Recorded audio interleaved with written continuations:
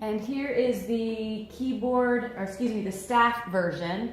So this takes a few minutes of setup, and it also requires that you be very clear on what notes your class has studied so far, so that you can place the magnets accordingly.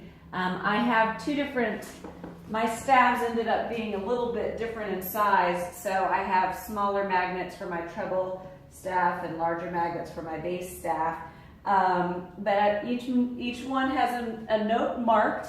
The middle C's I just wrote in, so you kind of have a permanent set of middle C's because you need that ledger line.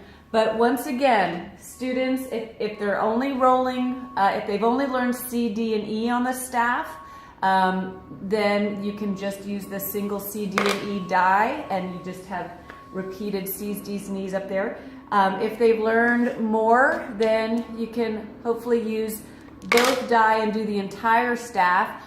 If the students have learned, let's see, in terms of our order, they learned C, D, and E, F, G, and then B in the left hand. A in the bass club is the last one they learned. So if you have a class that's learned everything except for B and A in the left hand, then you might just go over those two notes before you start the game and give them a little resource so that they can refer to it when they're playing. Otherwise, we would have to modify the dice for every different class, and I think that's going to be less fun.